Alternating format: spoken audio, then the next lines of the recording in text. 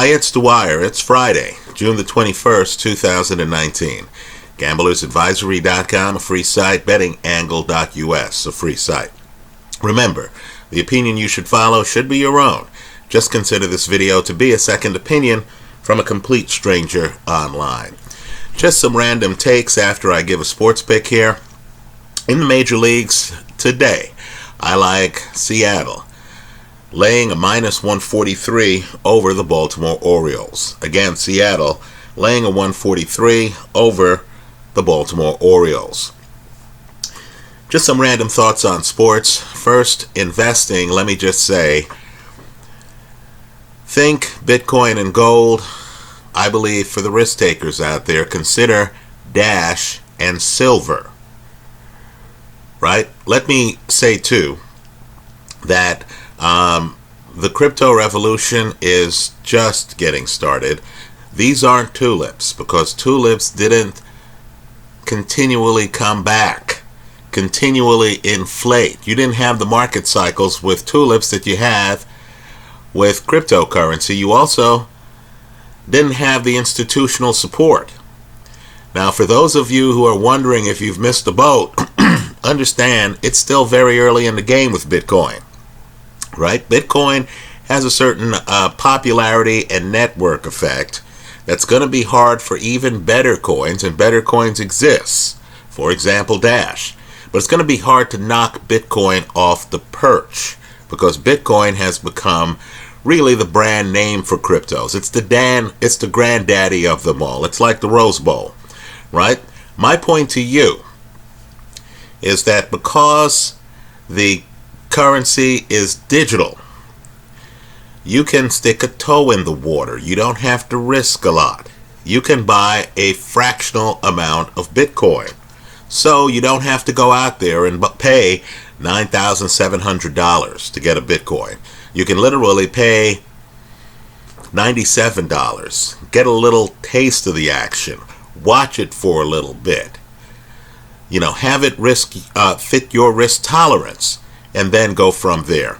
Let me point out, with regard to some of the critics, I love Peter Schiff. I followed Peter Schiff for years.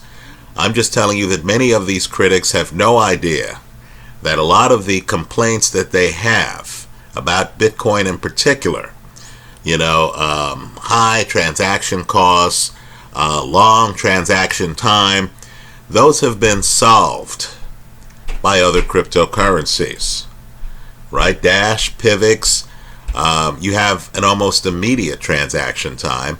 You have cryptos like Zcash that have sharding that'll enable a very heavy transactional capacity. So just understand the technology of cryptocurrency is far beyond what the public thinks it is, right? Many people don't know the logistics of cryptocurrency and just have no idea that you can do small transactions very quickly, right? Very quickly using cryptocurrency. They also don't realize that even with some of the privacy-centric coins, if the user decides to make the transaction public, they can. Let me also say, too, for those of you looking for an investment, consider the possibility of masternodes, right? With a masternode, you have companies online that will set up the node for you. You don't even have to be computer savvy. And that node, if you hold a certain amount of the cryptocurrency, will kick you off some of that cryptocurrency every month. So understand, if crypto is appreciating in value over time, as I believe it's going to continue to do, right? You're going to get money off the appreciation of your crypto. You're also going to get money whether crypto goes up or down, right? You're going to get extra crypto, at least, let's put it that way, from operating the masternode. So do some Google searches, look up Dash masternodes, look up Zen masternodes, etc. Pivx masternode, And you'll find a world where, understand, if the cryptocurrency rises over time, this world is going to make you very wealthy. Right? Dash Master nodes on average per month right now are giving users more than $900 per month. That's in addition to any upside that the cryptocurrency has. Let's talk about the NBA draft. Right? This is one man's opinion. I think the NBA is in the entertainment business, and I think they want to sell you an engaging personality with a great academic pedigree. Right? Zion Williamson went to Duke. Coach K is one of the biggest names in college basketball. Zion Williamson is fun to watch. Right? He is a good interview. He represents what the league wants to sell to casual fans and to corporate sponsors. But from a basketball standpoint, and we're gamblers here, right? We just want guys who can help us win games. From a basketball standpoint, this guy's overrated. Understand, when they start comparing players to Charles Barkley, folks need to realize that Charles Barkley is an outlier, right? He's rare. You don't have guys who are 6'5", 6'6", being dominant rebounders in the National Basketball Association. If you find a guy like that, you understand he is a needle in a haystack. Right? Just because a guy looks like Charles Barkley doesn't mean the odds are in his favor of being Charles Barkley. Now, Zion Williamson keeps shrinking. You notice it? Right now he's listed at 6'6". He's not Charles Barkley. I think this guy, just off height, just off the nature of the league, the fact that you have a lot of tall, big men who are agile, who could play excellent defense and block the shots of smaller men, I think they're going to make life very tough for Zion Williamson. I'm not saying Zion is going to be a scrub and not be able to make it in the NBA. What I am saying is he's not first pick worthy. Okay, you're not hearing this in the mainstream media. I'm just telling you the view from this seat. Luka Doncic last year was a much better pick. And he went third last year than Zion Williamson. Let me say this too. Zion Williamson in college, where the players aren't as good as they are in the NBA. Right? Zion Williamson averaged less than 3 assists a game. This is a guy who is not a passer, folks. Right? He is not a passer. He's not a tall guy who's guaranteed to get rebounds. He's not a gifted three-point shooter. Right? Dare I say, I don't feel that he's going to be a superstar. I think it's really more about marketing at this point than it is winning. Right? Some of the other guys, R.J. Barrett, for example, the Knick pick, some of the other guys have much higher ceilings than Zion Williamson. Williamson is going to have to radically improve parts of his game, his passing, his outside shooting, right, to warrant his selection as the first pick in the draft. I don't think he's going to be able to do so. I think you're looking at a very good player who's not going to be a superstar. You're looking at a star who's not going to be a superstar. Also, the idea of comparing a non-passer to LeBron James is simply ridiculous. Let me say this too. LeBron James, better than Zion Williamson across the board, also taller than Zion Williamson. So LeBron, much better passing. LeBron's decent from 3 now. LeBron, much better handle.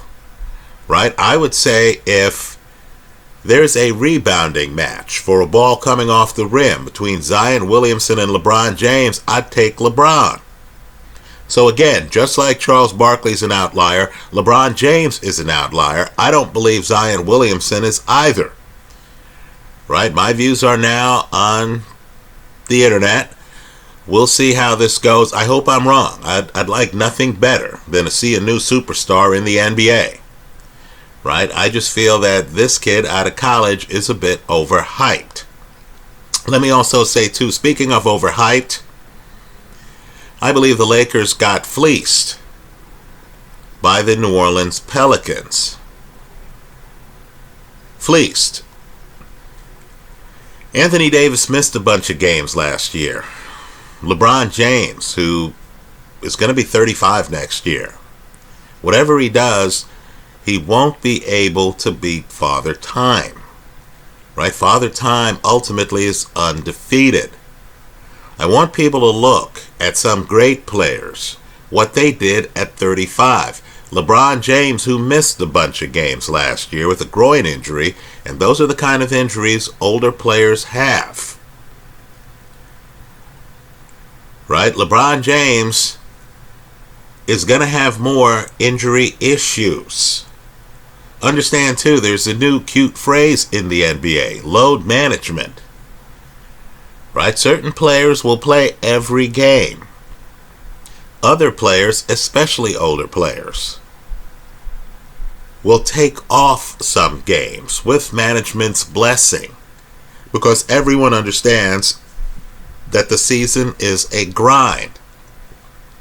I personally believe that there's a very good possibility that between the two of them, LeBron and Anthony Davis, that they'll miss collectively 25 games. Right? 25 games next year. You think with this supporting cast on the Lakers, right, which no longer includes Brandon Ingram or Lonzo Ball, and understand both of them were top 5 picks in the NBA draft. Right? We're here getting hot and bothered over Zion Williamson and stuff like that. The Lakers just gave away 2 top picks. Of course, on top of that, they gave away draft picks.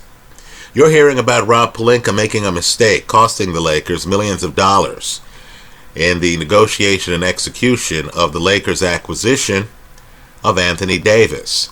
You have a green GM. Right? Rob Pelinka might be a very bright guy. He just doesn't have the experience of, let's say, Danny Ainge. So you have a situation in LA where the Stars are going to miss at least 25 games. Right? They're still playing in the tougher conference. Let's not be too blinded by Toronto winning the NBA title. Right? The West is still where the deep water is. The Houston Rockets, with James Harden, weren't even able to make the conference finals. Right? The West is tough. And you're talking about one star, 35 years old. The other star hasn't won anything in the NBA. Right? Hasn't even made a finals. Could not win in New Orleans with Drew Holiday, with DeMarcus Cousins, with Joseph Randle. Understand, it's not like the Pelicans were stiffs. The Pelicans had talent on the roster. Right? AD's improving his three-point shooting. He's not a master at it, is he? Right? The Lakers right now are in the market to get outside shooters. Isn't everybody? I mean, isn't this a league that values three-point shooters? Are there a group of three-point shooters who are available who only want to play for the Lakers in this Twitter, connect with the fans, internet, 24/7 access world?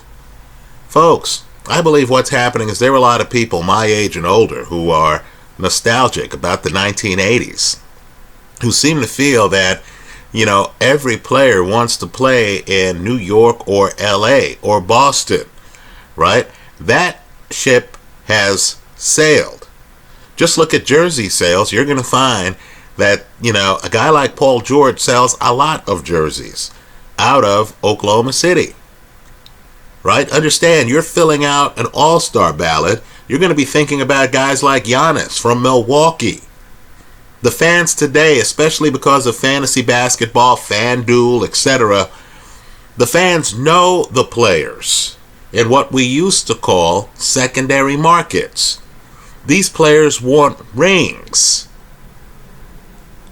They don't want location over rings. There's no group, and I don't care about the people in the back room, the Rich Pauls, the Clutch Sportses, and stuff like that. There's no group of shooters waiting to join the Lakers simply to be in Los Angeles. Right? If you're a great shooter, you're looking around this league and you're thinking, hey, why don't I play with Toronto? They just won. Kawhi comes back, hey, I have a shot at the conference finals. Why don't I play in Milwaukee? Why don't I play in Philly? They're on the verge. I hear Houston's rebuilding. Why don't I play in Houston? There's nothing special about the Lakers that's going to allow them to fill out this roster. Lord knows, after watching Michael Beasley and Lance Stevenson and Rajon Rondo, Lord knows Rob Pelinka didn't fill out the roster this year. So, the Lakers, they're focused on winning now. Right? I'm just telling you, guys like George Gervin were out of the league before they reached the age that LeBron is right now. LeBron's defense has fallen off a cliff already. Right? Don't fall in love with his numbers from last year. Just understand, his defense has already fallen off a cliff. Right? You're in the downward trend of LeBron's career. The Lakers really are going to have to show us something this year. They're going to have to win it this year for this deal to be worthwhile for them. Because it's not going to get better for LeBron as he turns 36 and 37. I think they got fleeced. Understand, the Pelicans, in addition to, being able to fill out a roster, they even got rid of Solomon Hill. They saved some cap money. David Griffin, literally, in my opinion, just did a heist on the Laker organization. I am shocked. I am shocked that the Lakers went for this. Understand the instability, too.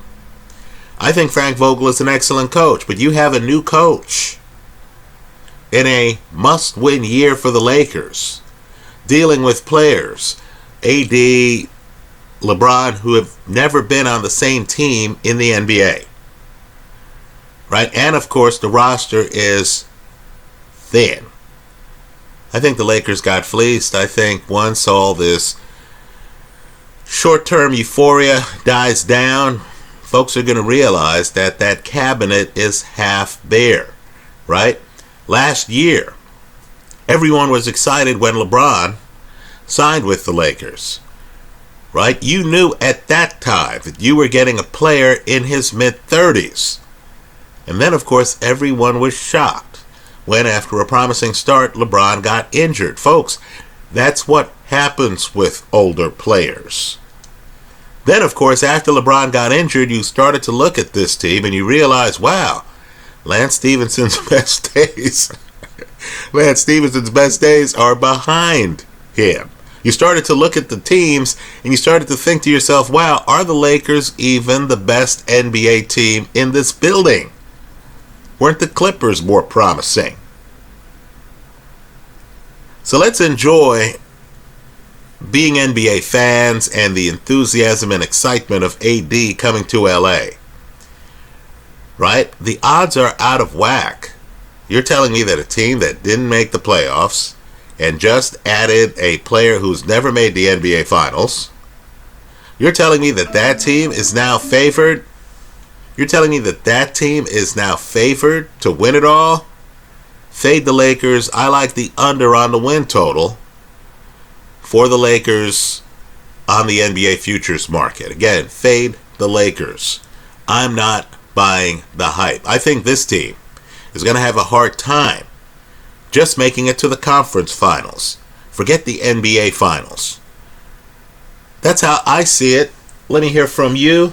I hope you leave your comments in the comment section of this video. Thanks for stopping by.